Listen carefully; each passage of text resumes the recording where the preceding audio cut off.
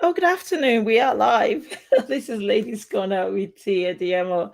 Thank you so much for joining us. Today we have a very special guest, Kasey Machin. She is a co-founder and chair of ParityYG and the founder and chief operating officer of Areta Labs. Welcome, Kasey, to Ladies Corner with my humble self, T. Hi T, I'm so happy to be here. Thank you for having me. I'm really excited for this. I love your shows. So Oh, thank you thank for you. including me. I mean, look, I look at you, I was expecting someone with thick glasses. Like what you do is you own a tech startup. But you look so beautiful and you look like an everyday everyday person who does not Oh, undergo really? any kind of stress. How do Oh, makeup is a wonderful thing. you- Let me tell you. Uh yeah, thank you. I definitely have had my fair share of stress. And yes, as you said, a tech startup, it is just a wild journey. It is very, very wild, but so enjoyable. And I am learning like just an incredible amount. So I'm fortunate and lucky that I get to do this.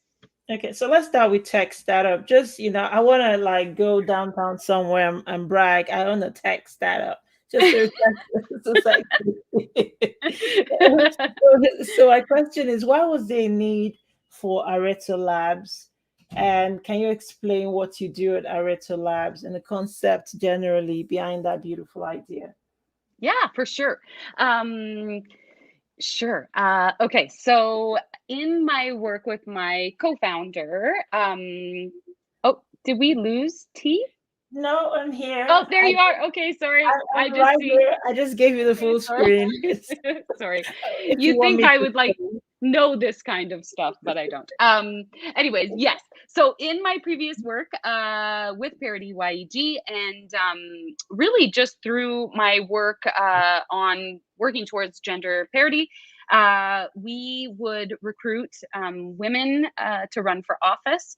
And more often than not, they would say that online toxicity and abuse was a major barrier to running. And we saw that across the board with many different candidates, regardless of party affiliation or if they were running federally versus provincially.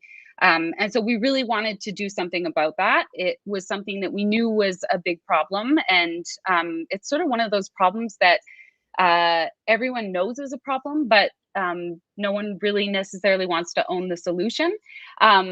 So we decided that we were going to use technology to help us. And given that Twitter is the most politically engaged platform, especially for candidates running, we decided to invent a piece of technology that essentially scans and scores sentiment towards a set list of candidates. In this case, it was women running for office in the 2019 provincial election was the first one we did in Canada, here in Alberta. And then for every extremely toxic or abusive tweet that it found based on our scoring, it was automated to post a positive message in response to really help build culture, build awareness, and really show candidates that their feelings were validated in what they were experiencing, but that there was a bunch of people that had their back. So we deployed that really just off the side of our desks as volunteers. I used to had a wonderful job working for a city councillor and in politics, in communications and policy advising. And so really just in my free time, we deployed this bot in 3 more elections. So 2 altogether in Canada for the federal and provincial, and then as well in the US and New Zealand. And really it was just from there we did a lot of market research. We had been contacted by quite a few different mostly nonprofits at that point that were interested in the solution and interested in what we were working on. I know I'm taking a really long time, I'm sorry. So we did, long story short, we did a ton of market research, realized that this piece of technology, not only was it able to track sentiment and do all those great things on a public channel. But much like all workspaces, whether they're public or private, there is a need to build culture, especially remotely and digitally now more than ever. And so through that market research, we were encouraged to then use that same piece of technology essentially, but put it on a different platform, which is now in Slack. And so it posts positive nudges based on behavioral science, and then uses automation, machine learning, and artificial intelligence to scan and score engagement and sentiment within your digital workspace, but really be proactive in building that culture before it gets to a point that it becomes toxic. And so that's where we found the need for Areto Labs. It was really, we saw a problem, we wanted to fix it, and we are really obsessed about the solution. And so all of our products are really geared towards that, and we plan to scale our product, but also scale our impact as well. I feel privileged right now that I'm talking to someone who's done global work. And when I read on your Twitter feed that your work is being used in New Zealand, in the United States, right here in Canada, and this is you still humble. And part of your work is used. I downloaded Slack for the first time last night. Oh, And to cool. think, yes, you Yeah. see how privileged I've become. I love it. I'm like a techie. This is incredible what you do. But forgive my ignorance. This is No. when I think techie, I think it's so way above me. I can't even relate. But you're bringing it down to me to explain that technologies in our daily life. How bad was the online? Could you please comment on how bad the online toxicity? I don't know if I pronounce that right. Toxicity, yeah. Yep. Yeah, how bad that problem was before you stepped in with a solution. Yeah. So going back to, if you'll remember, the 2019 provincial election when Premier Notley, actually the 2017 provincial election, 2015. I'm sorry, I'm getting my years wrong. Whenever Premier Notley, at the time Premier Notley was elected, there really, I think that's when it became overly apparent just how toxic digital platforms had become, especially for people who are running for office and elected officials. That was really, I guess, when we became acutely aware of just how much of a problem it was, and seeing that impact cascade down throughout the community, and those candidates that we had been recruiting, and just seeing like really just how much it deterred people from running. That's really sort of the catalyst to it.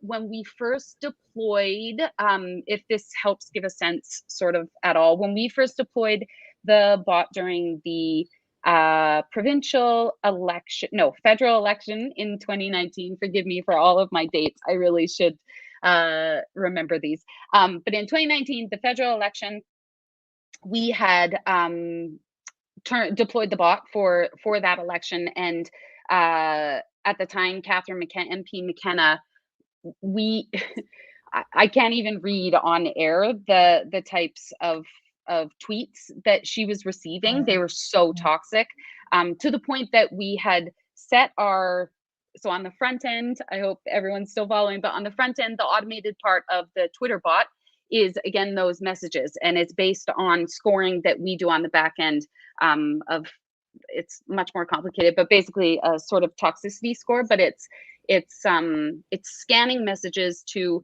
give a probability of how likely something would be considered toxic by the person on the receiving end.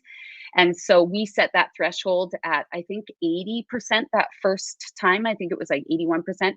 And we quickly had to increase that, like purely because MP McKenna was receiving so much toxicity that the bot would have tweeted so much. Well, it did tweet so much that we essentially were flooding Twitter feeds and got into a little bit of trouble with Twitter, which is okay. We learned from that. That's always a good thing. But so if that gives you any sense, we had to then increase that scale increase that threshold to, I think it was about 93 or 94%. So you can imagine the types of messages that she was receiving for it to be that high.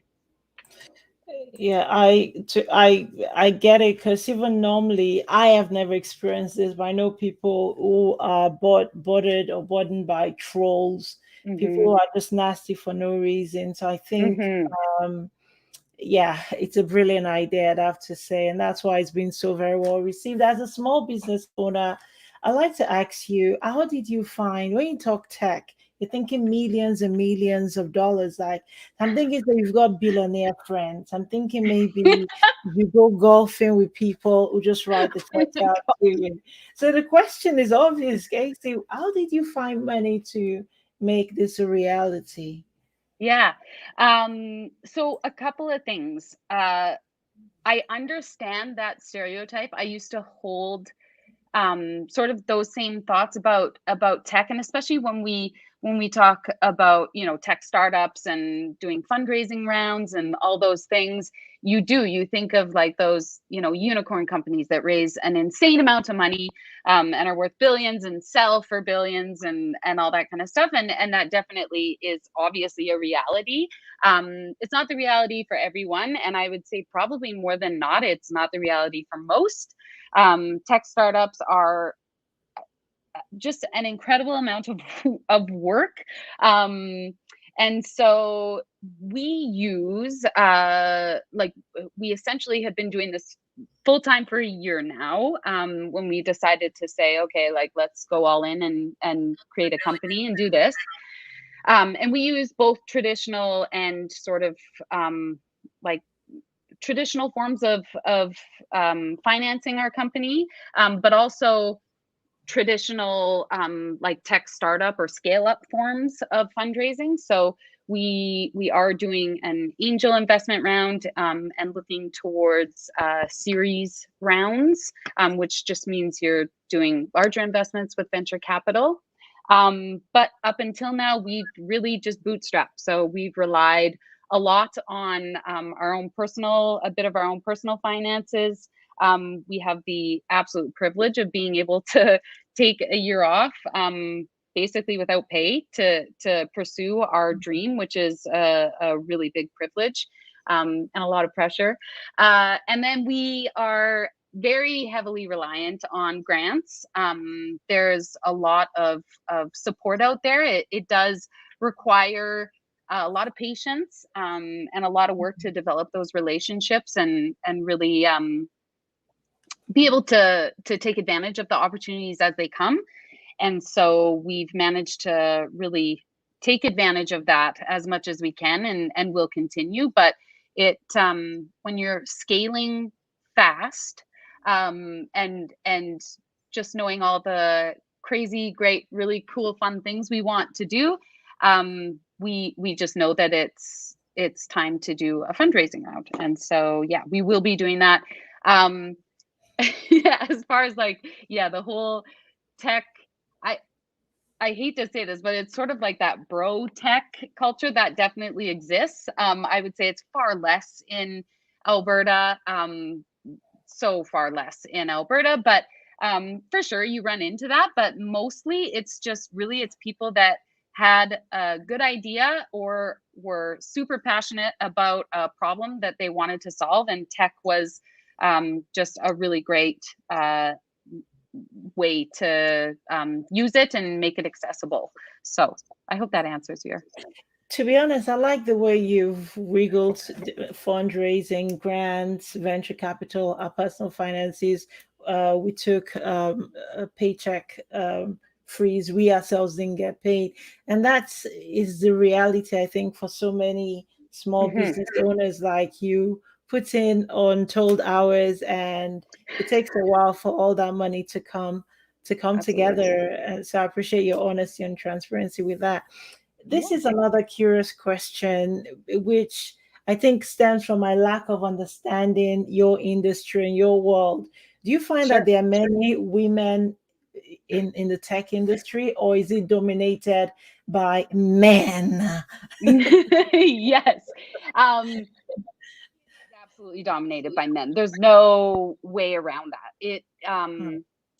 I mean, just stats alone, like 2% of all venture capital funding goes to women founders. And that is probably, of course, two things. There's not as many women founders, not even close.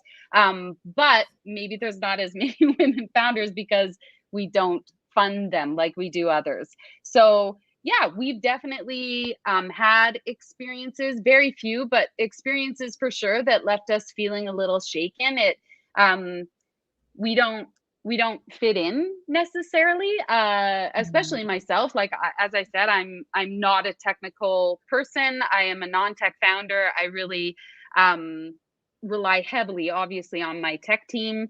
I handle sort of the operations and sales and marketing side of things. So I still feel like I don't necessarily fit in.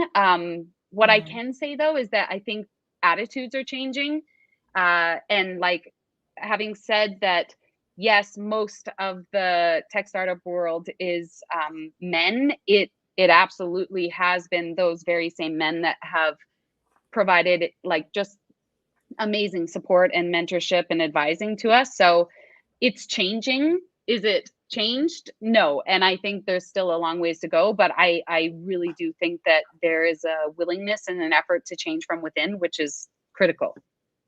Okay, that's incredible. So we need to maybe do more work, like, to get more women into tech. Like I said, each time I hear tech, like in this province, especially when you look at the kind of labor the provincial government is attracting, much of Yeah. that is tech. And I'm Yeah. thinking much of that is A, for not BIPOC women.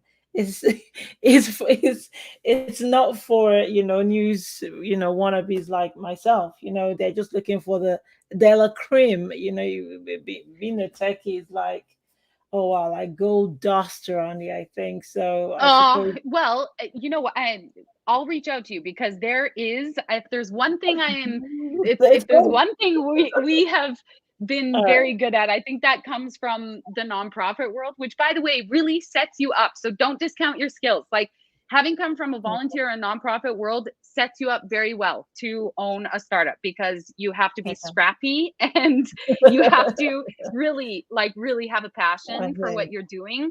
And most, if not all, of the volunteers I've worked with in past experiences would be incredible startup owners. So don't let Oh, that that's great. at all deter you. But there are a lot of things that we've learned, and always Oh, happy to share them. But also, there are so many grants. There are so many grants wow. Okay. that are just accessible that you just don't know about because you don't Oh, necessarily have the right advisors, not the right advisors, but it's hard to access all that information. And I mean, that's a whole other topic, but it could be made a lot more accessible. But I'm happy to share I am going to collect yeah, because your there's mobile tons. number at the end of this. You got it. And Totally, you got it. And like, you're going to be there's my lots. best friend. And we're going to Yes. explore this techie world. So I can just brag. I'm a techie now, Hey, I'm a techie. I got a tech startup. But like, really, why do we, I think it's funny that we like need authority to say that we're like tech, like you're running a podcast. That is So this is technically like, anybody can come on Facebook well, and do this. I didn't think of the technology. You did. It is a difference, though. Okay, I'm like a wannabe. You're like the real oh, deal. you know what I thought? Okay, so let's clarify too.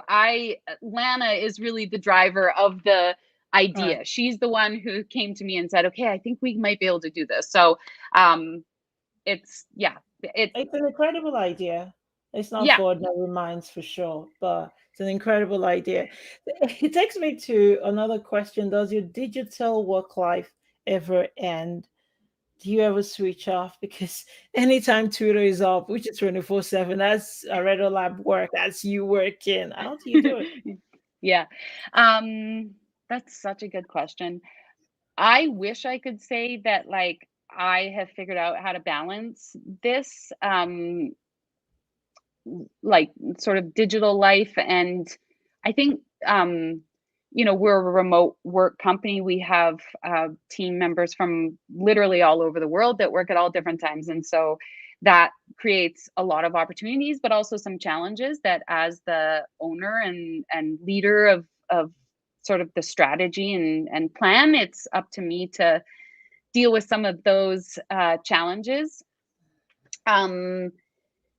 Yeah, I hope is that helpful at all? I don't know if I'm answering your question. So what you're saying, the work is spread across teams in China, Hong Kong, Yeah, Hawaii, like it really Dubai, is across the world. driven, right. And so how to balance that. That's One thing interesting. I did start doing, which has really helped, and I learned this from one of my mentors. She really said, like, you need to actually put in your calendar um, time where like people can't book you for things, and that you Oh are yeah. taking that time to for yourself. So in my case, I love walking and I love dogs and I love walking my dog and being active in the river valley. So I would always and still even today I always take time out of the day to get outside. That really helps.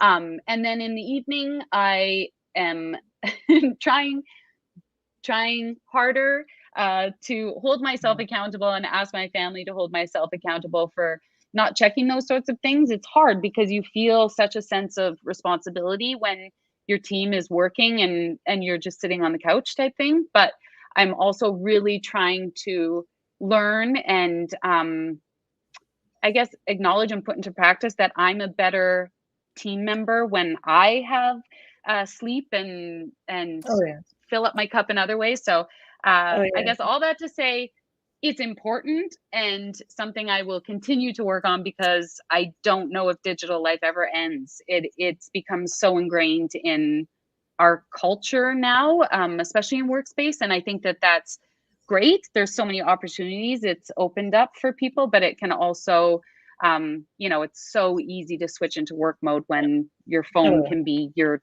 computer. That's true. Yeah. You alluded there to what you do for your mental health, and mental health is so important Hmm. in our world, and I cannot talk about it enough because if you're not careful, the dark world of your mental health would envelope you, and then you're not able to do anything. So I want you Yep. to dig into that just a bit for me. What do you do? You own a tech Yeah. startup, that's legit. You own two massive global companies, that's legit. How do you look after your mental health? Yeah. It is so important. uh and I think it's one of those things, at least for me anyways, I sort of was like, well, of course it's important and it's always important, but you don't realize how important it is until like things aren't going well. Um so a couple things I've done. I see a therapist. I am not ashamed of that. I think we should all see a therapist. I think that it's um one of the most incredible ways that you can love yourself is by doing some of that proactive work. So I do that. Yeah. As I said, I it's extremely important for me to be in nature. I find that it really fills me up. And I also love to flex my creative brain. So I try to do some things that allow me to create. And sometimes that's writing and sometimes that's painting. I'm not at all talented, and this will never be seen by public, but it's just an outlet for me. But then also incredibly important, and something I might not have realized before, but just how important it is to have mentors and sort of coaches in your support group that you can rely on, because it is just so valuable to be able to reach out to someone and say, I'm really struggling with this, or my imposter syndrome is kicking in, and it kicks in every single day. So it's nice to have someone who you can bounce ideas off of, really rely on for that support, but that's been there and knows how to sort of coach you through some of those challenges. Because I don't know about, I think everyone sort of deals with stress differently, of course, but I find that when I get really, really stressed and overwhelmed, I either like want to control everything and do everything, or I like freeze and can't do anything at all. And so Sometimes it's just as simple as reaching out to some of my mentors and saying, like, I'm sort of paralyzed with fear right now. Like, this is really fair, something I'm, concerned about or wanting to work on. And they will help just incredibly just by asking me questions. It really is not even solving my problems. It's just me talking them through, which I think really helps. And I've taken a bit of courses on coaching and leadership, and knowing that peer-to-peer interaction and coaching is critical. I've had the just really fortunate opportunity to do some of that work with other tech leaders in the city, and it's like by far some of the best experiences I've had so far as a business owner. Sounds so weird still. No, no, that's sweet. I know for anyone listening, I know the Africa Center offers some terror, some what's professional help for mental health through the Alberta Black Therapist Network. So it's important. What you mentioned was really good. Then we should not feel shy really to seek help, to ask for help when mentally things, the darkness. I think it was Chris was trying to explain this too. When you're just getting overwhelmed by just the stress of daily living. So I want to consider what you do at ParityYG. Mm-hmm. And at any time in our province's history or in Edmonton's history, ParityYG is so important because we have a lot of female candidates. So okay, let's talk about what ParityYG is first, and then how important as ParityYG been for the candidates running in 2021 elections. Sure. So ParityYG started early 2019. Okay. It was myself and four or five others that had been doing work previously towards gender parity, but wanted to focus a bit more locally, as we found that there was a need for some grassroots type organization that would focus especially towards the upcoming municipal election. So that was in 2019. We formed ParityYG. We're a registered nonprofit organization, and we really do just that. We focus on increasing gender parity at all levels of office, and a lot of that work means that we recruit women to run for office, and then support and encourage candidates as they hopefully put their name forward to run. And so we noticed, really, especially at a city council level, a real lack of gender diverse candidates. And so there was a need, and really, I should say candidates, both BIPOC candidates as well as gender diverse candidates. And so we wanted to try and focus our efforts to really encourage people to run and support them, as I said. And so we did a number of things, including creating campaign kits that have been sourced from lots of different community leaders that do a lot of this work. And then really, probably one of the most important things we did in the last 2.5 years, we commissioned the historian laureate Amber Paquette to write a historical overview of the representation of women and gender diverse candidates in city council. And so that report was really critical, and it's on our website. But that's really where we really dug in, because there is, we've only come so far. Of all the equity seeking groups, white women are the most accommodated, and that obviously shows up at city council. And that's not to discourage, and I'd love to just preface this with, this isn't about discouraging anyone to run. It's really about encouraging all kinds of people to run that might not necessarily look like your traditional candidate. And so that's really what drives a lot of our work. We're new, relatively new, and we've had just, phenomenal support, but there's lots left to do. And, as a volunteer run organization, there's limitations, but I also think there's a lot left for us to work on when it comes to really being more intersectional with our work. I think that's a key driver, at least in my mind as the chair. But having said all of that, we are having an AGM and we're electing new board members, and that's critical for ParityYG. We really want to make sure that we have a representative board that includes all kinds of people. So if anyone is listening and at all interested, please get in touch. We will be sharing all kinds of information about that after the election when everyone has a chance to catch their breath. Oh, that's beautiful. So ParityYG, I just wanted to again consider what the support looks like. A couple of years ago, I spoke with Tracy Barry, and one of the things I remember she said was she would love to run for office, but there was absolutely no support. So, and I know ParityYG is volunteer led. Do you give money to these female candidates? Is that what you do? I wish we could do that. So a couple of things.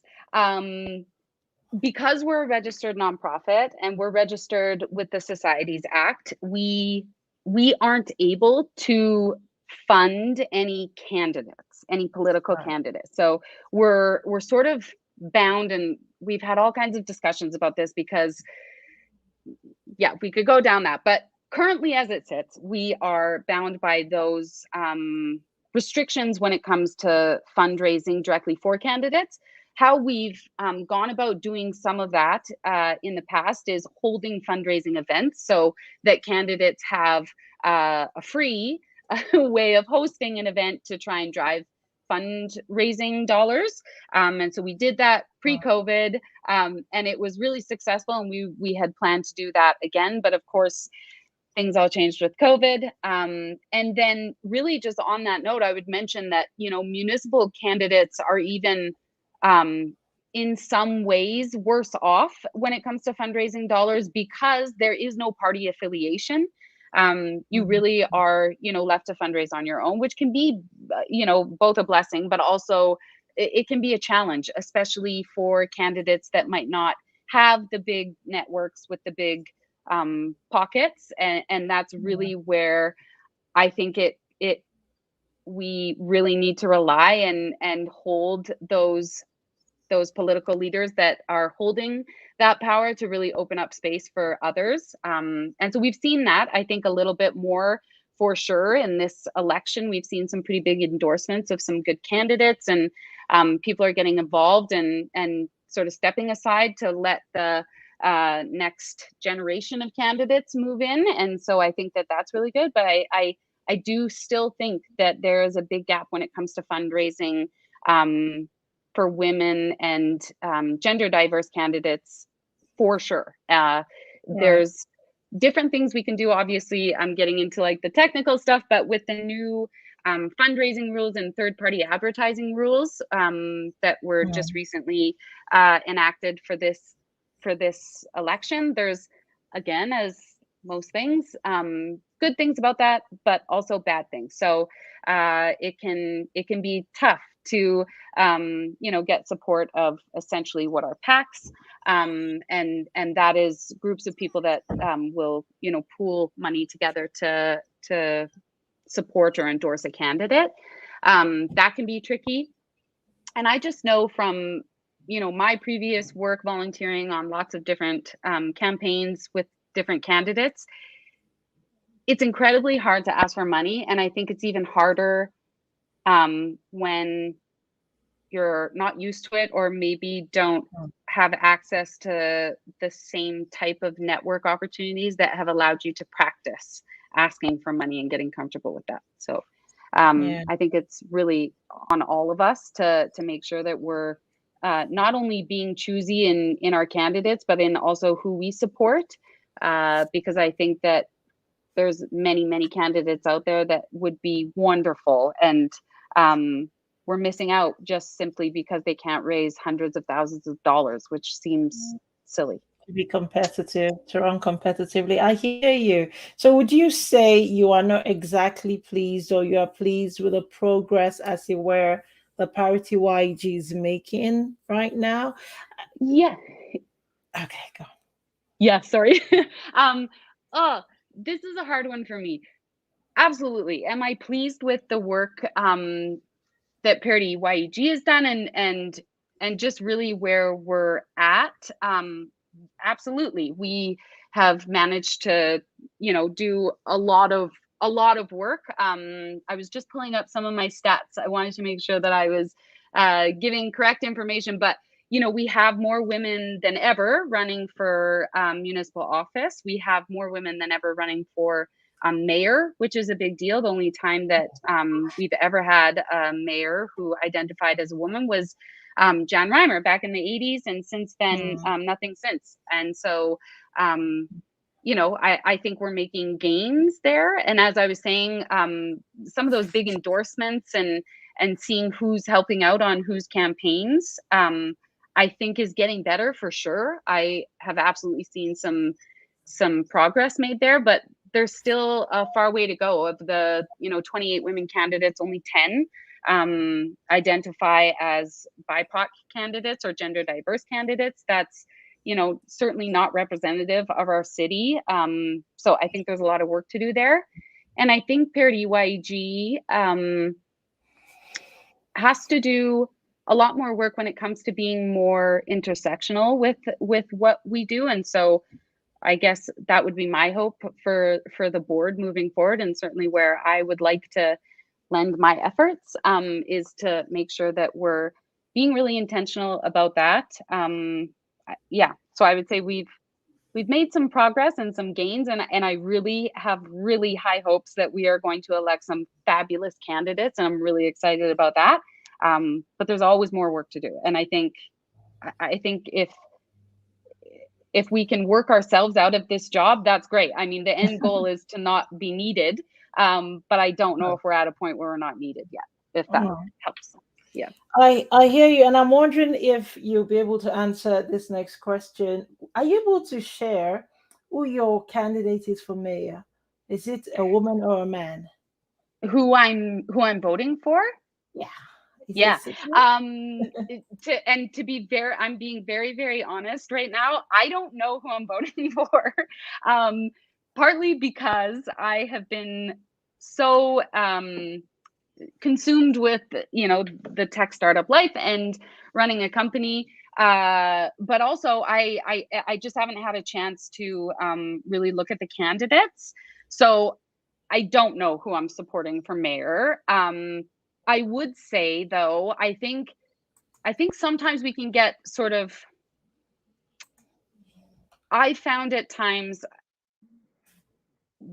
I'd love to support a women candidate, and I think that that's incredibly important. I don't necessarily think though that you should just vote for a woman because she's a woman. I think that actually does a disservice to everyone. I think what we need to do is hold our elected officials accountable for really thinking about who is not at those decision making tables and be representative of them. And so I would vote for a candidate that I felt most reflected what I am passionate about, and what I would like to see, and where I think the city needs to go in order to stay competitive and be the kind of place that my kids, when they're 20 and graduating high school or college, hopefully um, will want to stay here. And so I guess if I can maybe sort of talk about that more, it's really about my focus and where I see a candidate that aligns. So a lot of that revolves around, equity seeking groups and what representation we have, how we can ensure that the city is equitable for all, and representative, as I said. But also, climate change is a huge, huge concern of mine, and something that I really hope to see candidates addressing, because it's not just a federal or a provincial problem, it's an all of us problem. And I think cities have a large part in creating innovative solutions to tackle some of those challenges. Thank you, Casey. Today is World Teachers Day. Was Yeah. there a teacher that influenced or inspired you more than others? Would you like to share? Yeah, my grade 2 teacher, Mrs. Delinsky, Oh, she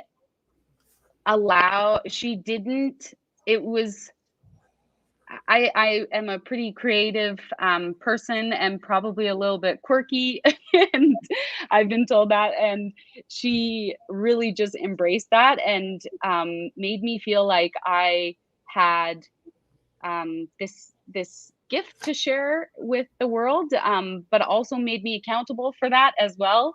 And this is in grade 2, and I still remember her, but she was just lovely. She was so kind to me.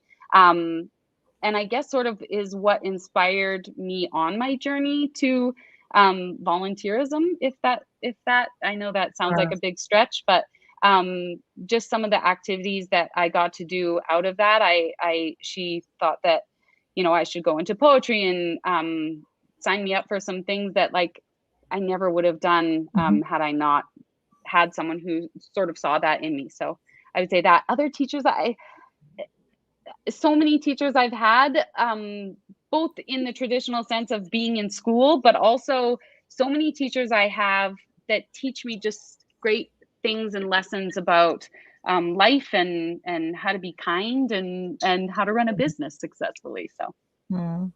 oh, oh, we love you, Mrs. Delinsky. If you I ever know, hear Mrs. this, Delinsky. Oh, she was so kind. She oh, was so lovely. And she let me I had a bunny rabbit named Huggins, and she oh, let me bring Huggins in for show and tell.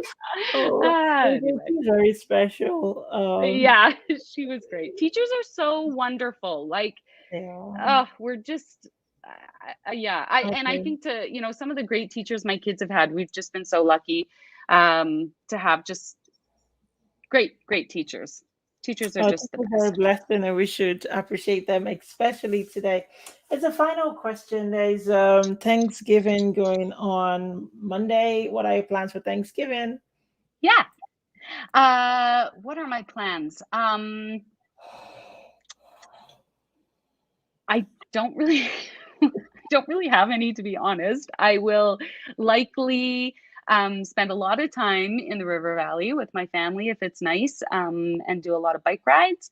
And we'll probably have some sort of a dinner and celebrate that way. But we don't necessarily celebrate Thanksgiving in the traditional sense of how it came to be in Canada. So it'll be a lot of relaxation and sadly probably work. When you say you don't, because I lived in England for 20 years, this Thanksgiving thing is really new for me. So, how Yeah. do you traditionally? I know my sister just cooks the house down. How would you traditionally celebrate Yeah. Thanksgiving? That's a great question because like so growing up, Thanksgiving was really just about a meal with family, extended family usually. Um, there wasn't any real like tradition in the sense of we didn't we didn't have like we didn't go anywhere. There wasn't any sorry if you hear my dog barking in the background. It's okay. Uh, there wasn't any like rituals, I guess, in that sense, except that it was a time to spend with family.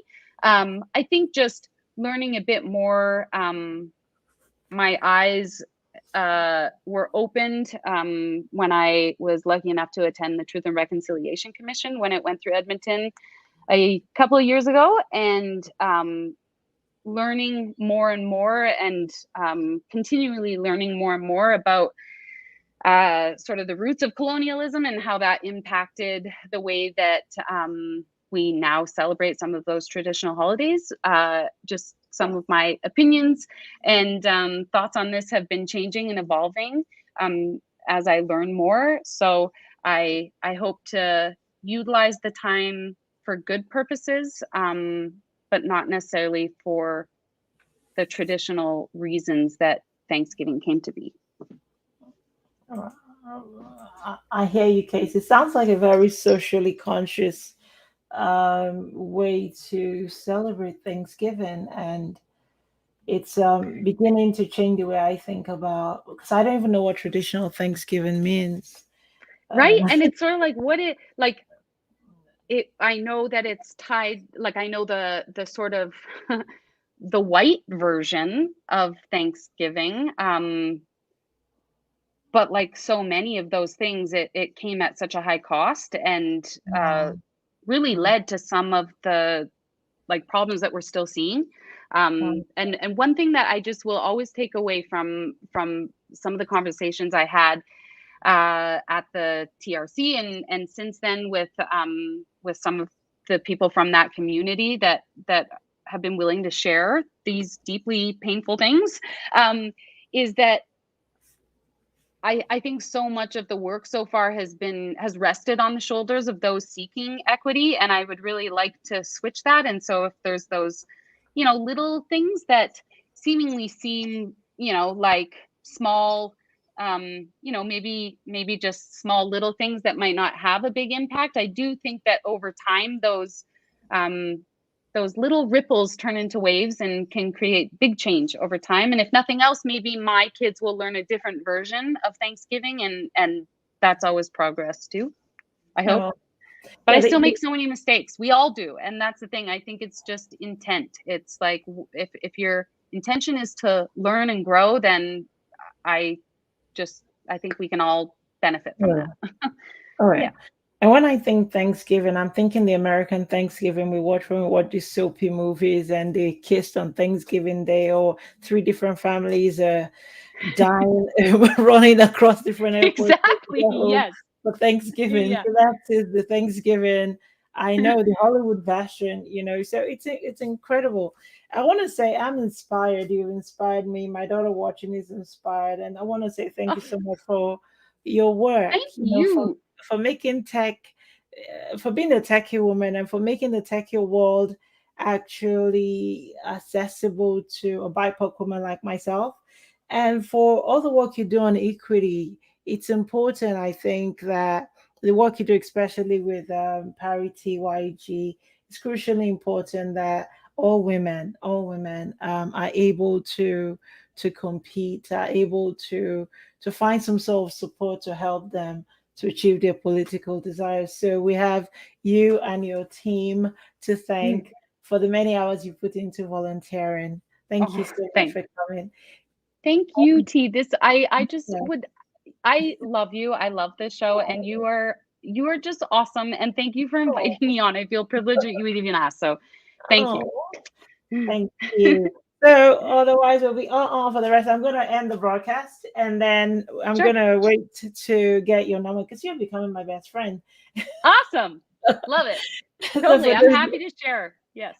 absolutely. So thank you all for watching. See you next time.